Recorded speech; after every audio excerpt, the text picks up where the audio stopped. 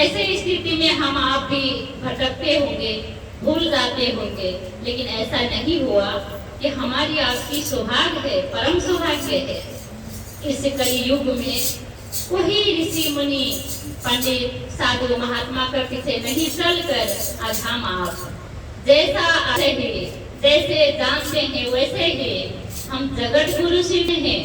इससे बड़ी हमारी आपकी सौभाग्य जन्म में तो हो ही नहीं सकता है।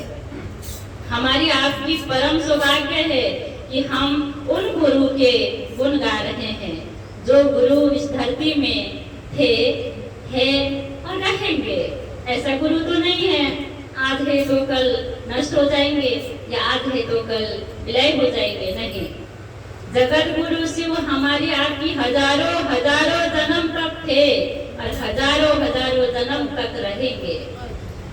शिव शिष्य हरिंद्रानंद नीलम आनंद ने ऐसा विधा दिया है, ऐसा मार्ग दिखाया है कि इस मार्ग में चलकर इस विधा को अपनाकर धनी गरीब, जाति अजाति, धर्म अधर्म सभी के जीवन धन्य हुआ है।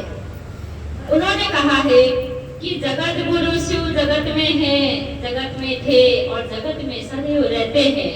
ऐसे गुरु का शिष्य बन गए हैं हम आप। ये बात अगर मन से सोचेंगे जिस दिन, तो हमें ये लगेगा कि मैं कितने बड़े मालिक का छाया में हूँ, कितने बड़े मालिक का शरण में हूँ।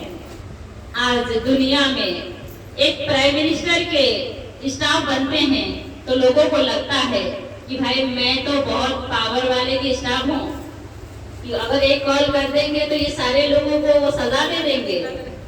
लोगों को लगता है कि मैं बहुत बड़े आदमी का स्टाफ हूँ, लेकिन सोचिएगा हम आप जगत के मालिक का स्टाफ हैं।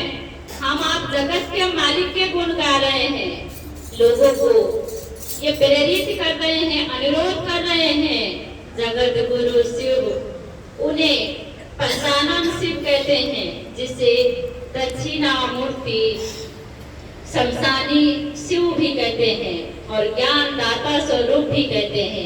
हम सभी ने बार बार इस बात को दोहराया है कि हमने अपने गुरु माना है वो पंचानन शिव है।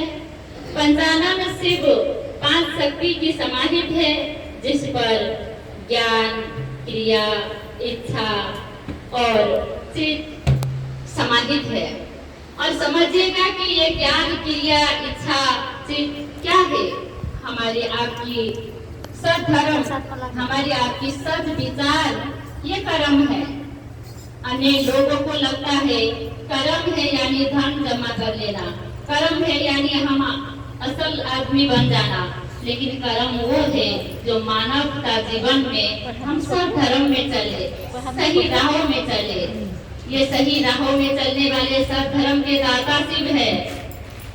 चित्त हमारी जो आत्मा है बेचैन है, हमारी आत्मा छोटी छोटी चीजों में तड़पती है, रोती है, चाहे वो जितने भी अमीर हो, चाहे उसके पास जितने भी हीरे मोती हो, लेकिन जो आत्मा चाहती है ना, वो कभी किसी को मिलता नहीं है। इसीलिए कहा जाता है हमारी आपकी आत्मा निरंतर खोज में चलता है, कभी पहाड़ों में, कभी जंगल में, कभी काशियों में, कभी नदियों में ढूंढता है आत्मा, लेकिन किसी को भी जो आत्मा चाहता है वो कभी नहीं मिलता है, कभी हो ही नहीं सकता है। आज तक इस धरती में जितने भी लोग जन्म हुए हैं, मृत्यु हुए हैं, उनका ये कोई पता नहीं है कि वो उनकी आत्मा जो ढूंढता था उन्हें मिल गया हो, उनकी आत्मा को जो चाहत था वो मिल गया हो, मोक्ष मिला हो। ऐसा नहीं हो सकता है। हर व्यक्ति से आप पूछिएगा, वो नहीं कहीं बेटा से दुखित है, कभी पति से दुखित है, तो कभी पत्नी से दुखित है, तो कभी पड़ोसन से दुखित है। यानी हमारे जीवन में सब कुछ पूरा नहीं है, किसी न किसी माध्यम से हमारी आत्मा खोज रहा है, तरस रहा है, वो कभी पूरा नहीं होता। लेकिन हरिंद्र भैया नीलम दीदी ने कहा है, एक जन्म की खोज नहीं, एक जीवन की खोज नहीं। अगर हम सच्चे मन से शिव की दया की आश्रय में रहते हैं तो हमारी आपकी जन्म जन्म की खोज पूरा होती है, हमारी आपकी जन्म जन्म की चाहत पूरा होती है। हम आप चाहते भी नहीं है, हम आप जानते भी नहीं है, लेकिन वो सफलता गुरु हमारे सामने लाके खड़ा कर देते हैं। चलो तुम्हारे जीवन में सफलता है, खुशियां मनाओ। तो शिव गुरु जिन्हें 5 शक्ति की समाहित है और उन गुरु के हम आप शिष्य हैं। ये विचार साधारण नहीं है, लेकिन बात यह है कि जो बरखा दीदी ने कहा हम सभी को, एक गुरु ने गेहूं की पोटली दिया 2 शिष्य को, और एक शिष्यों ने तिजोरी में बंद कर दिया और दूसरों शिष्यों ने आश्रम के जमीन में बिखार दिया, और वो बिखारा हुआ बीज हजारों पौधा निकला और तिजोरी में रखा बीज सड़ गया। ये हमारे आपके जीवन में जो मिला है ना 3 सूत्र, ये बीज है। ये सच्चे हृदय में विश्वास की पौधा उगाने के काम करता है, और हमारे आपको सच्ची मन से ये बीज को सभी के हृदय तक पहुंचाने में सहयोगी बनना है, सहयोग करना है। जैसे जैसे समय मिलती है, जैसे जैसे हमारी आपकी स्थिति है, उस स्थिति में रह के थोड़ी सी मदद करेंगे हम आप, तो हम बहुत महादेव के मंजिल तक जा सकते हैं।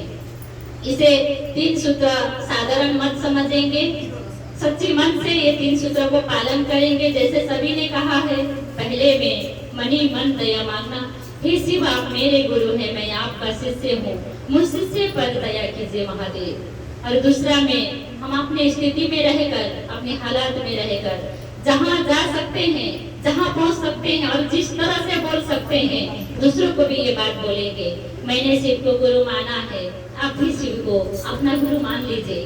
और तीसरा सूत्र में हम जिस हिसाब से, जिस शब्दों से, जिस भाषा से समझते हैं, चाहे वो कोई भी भाषा हो, चाहे वो कोई भी शब्द हो, केवल हमें पंचाक्षर मंत्र द्वारा अपने गुरु शिव को प्रणाम करना है।